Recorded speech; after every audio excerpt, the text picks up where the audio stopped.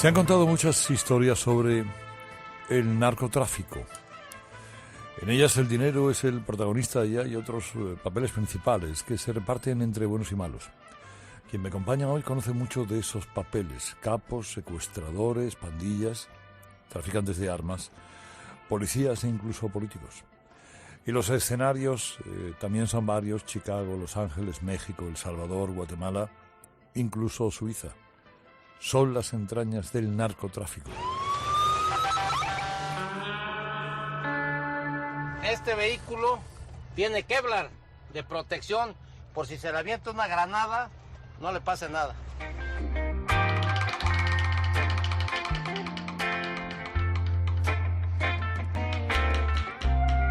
La gente empieza a hablar, empieza a decir, no, pues ya los encontraron y sin cabeza. A mi mamá cada ratito iban y le daban el pésame, nosotros nunca sabíamos nada.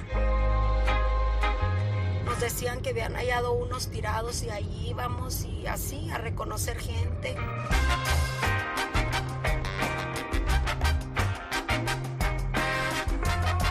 La historia y sus personajes nos la presenta el reportero Juan José Revenga y advierte: si estás metido en el negocio del narcotráfico y el lavado de capitales, sabes que desde el primer día existe una bala con tu nombre grabado.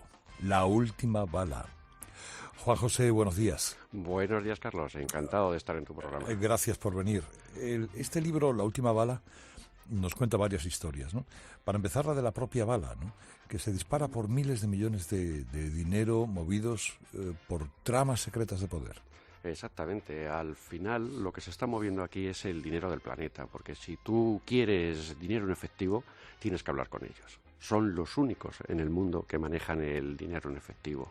Y si te metes en estos negocios del narcotráfico, del blanqueo, siempre hay una bala con tu nombre desde el primer momento. Y tu trabajo es intentar que esa bala no entre en una recámara, o que si entra sea lo más tarde posible. Si existe una bala con nuestro nombre, ¿cuál sería nuestra principal misión? Además de que la bala no entre en la recámara, ¿quitarnos cuanto antes de en medio? Por ejemplo, fíjate este libro, había dos opciones con él: o escribirlo con seudónimo, y sabemos lo que pasa con el seudónimo. Cuando escribe con seudónimo, el escritor es el primero que se preocupa de que la gente sepa que ha sido él quien lo ha escrito, ¿no? O la otra, que ha sido novelarlo, y estamos contando lo que se cuenta en esta novelación que se ha hecho de la historia.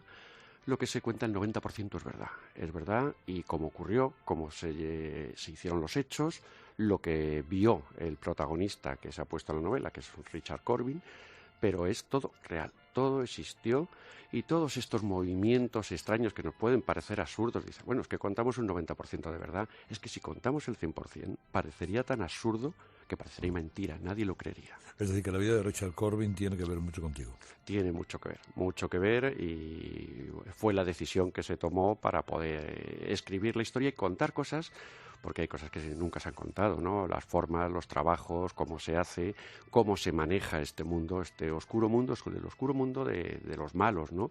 De esos malos que nunca invitaríamos a una reunión social, y son los despreciables. Pero claro, que no nos damos cuenta que muchas veces, para que el primer mundo viva, hacen falta esos malos, hace falta un enemigo contra el que luchar. Hablas que en una carta de Pablo Escobar Gaviria, los narcos mexicanos no tienen bandera. Solo matan y matan y matan y no saben para dónde van. Bueno, él no era precisamente pero alma cándida. Es verdad, no era un alma de la caridad. Pero comparado con los grandes cárteles mexicanos, incluso era hasta bueno. Porque claro, el negocio empezó en Colombia, el negocio empezó en Cali, Medellín, cuando iba Griselda Blanco en Miami, ahí empezó en los 80, 90, empezó el negocio. Pero un negocio que totalmente han tomado por la mano en México. Claro, por Adolfo de Jesús Constanzo, El Padrino, Daniel Arizmendi, el Mocha Orejas, toda esa gente que cuentas en el libro. Exacto, pues eso es para contar un poquitín por qué empezó esto, cuál era el caldo de cultivo que existía en México, ¿no? El Mocha Orejas, un secuestrador pues terrible, que cortaba, le llamaban Mocha Orejas por eso mismo, con unas tijeras polleras cortaba la oreja de los secuestrados y se lo mandaba a los familiares. Pues este hombre estaba relacionado con todos, con directores de la PGR, de la Policía Nacional, con senadores, les vendía coches robados. Era un sistema de corrupción tal que este hombre pues era pues inmune, él lo sabía, él paseaba con carros, con coches sin placas, porque sabía que no le podía tocar nadie, hasta que se les va de las manos. Claro, llegan momentos que aquí cuando te crees intocable es cuando hay que dejar el negocio, o ocurre lo que ocurrió, que cayeron políticos y cayó todo el mundo. Eso fue Daniel Arizmendi, el Mocho Orejas, pero Adolfo Costanzo pues fue peor todavía, ¿no? Ese ya entró dentro de, fíjate, la película esta de Perdita Durango está basada también en su historia, ¿no? Un tipo de santero que crea su propia religión, del miedo, un palo mayombe cubano, pero salvaje, ¿no? Y este hombre pues torturó a todo lo posible hasta que se le ocurrió, pues como siempre, cuando se nos va de las manos y decimos, no, es que para cubrirme me hace falta un americano para controlar a la policía americana. Y secuestró a un muchacho al que torturó, mató, se hizo un collar con las vértebras de su espalda, se hizo un collar, una corbata, y creía que con eso estaba a salvo. Pero claro, este muchacho tenía sus familiares, eran amigos de un senador y llegaron hasta el presidente Bush, y ahí empezaron las grandes investigaciones hasta que le encontraron. Pero le encontraron que fueron a matarle. En este caso a esta gente no le podían detener porque sabían demasiado. Y así fue como ocurrió y como suele ocurrir siempre. Y solo fue el principio de lo que sería aquello. ¿Por qué una norma de supervivencia de un cártel es nunca hagas lo mismo 2 veces? Fundamental. Nunca repitas el mismo camino, y ahora tienen otra norma importantísima. No estés nunca cerca de un celular, de un smartphone. No estés nunca cerca de un smartphone porque estás localizado. Aunque ellos, ahora mismo por la tecnología ya sabemos todo lo que hay. Si a ti te quieren pinchar con un satélite, saben dónde estamos, lo que hacemos en cada momento. El secreto es pagar al que pincha el satélite, como siempre. Hablas del estado de Guanajuato como la gran ventaja para los delincuentes. Sí, fíjate que es uno de los estados más bonitos incluso de México, en el corazón de México. Pero claro, tiene una sola entrada. Si ves que entre la ciudad de Guanajuato, la capital, si ves que vienen a detenerte, ven por dónde vienen, ven por dónde pueden huir, antes de que corten la carretera. Esos son los sitios de lujo donde también hay turismo, hay mucho turismo, hay sitios donde pueden gastar mucho dinero sin que se note tanto.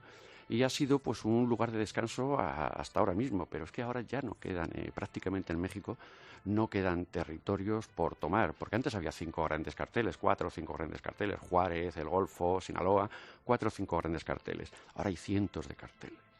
Los cárteles salen todos los días están saliendo nuevos cárteles, están peleando entre ellos, muchos desaparecen, se desarticulan, porque claro, no tienen el poder tampoco para manejar gobierno ni para manejar nada, o sea que eso es un movimiento diario. Y esta gente trabaja, como dices tú, alejados de la civilización, ¿no?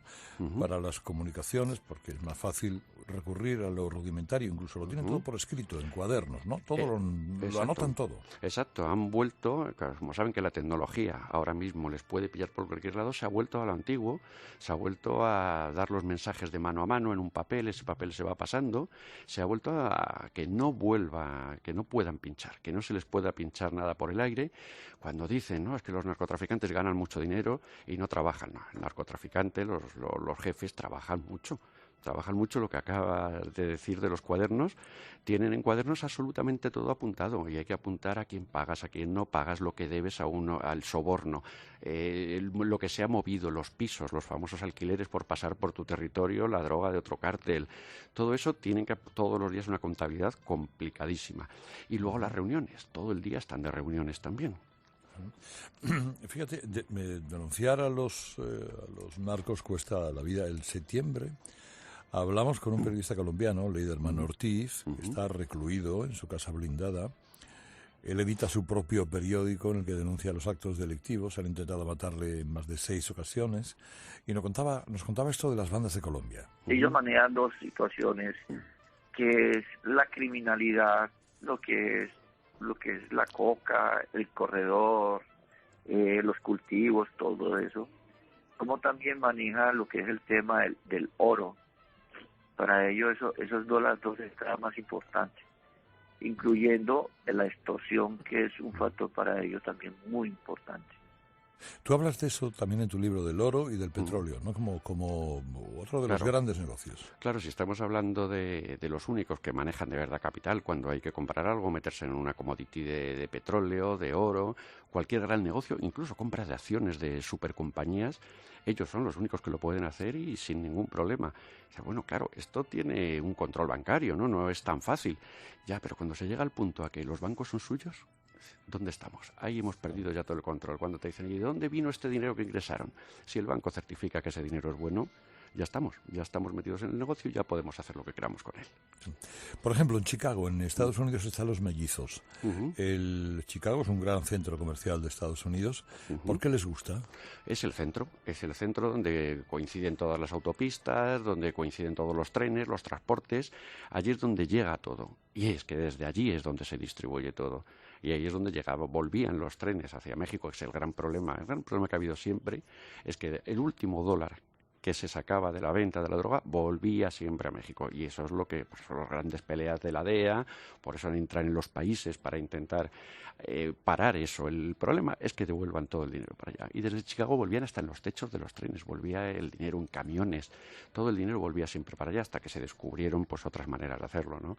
Se descubrió eso, lo de los bancos suyos propios, se descubrió Centroamérica, se descubrieron otras muchas maneras, los bitcoins, las criptomonedas, no olvidemos que eso también va a ser otro de los, o está siendo ya se está utilizando, ya están manejándolo ellos. Ahora, sin embargo, es verdad que intentan educar a sus hijos en buenos colegios para alejarles de su vida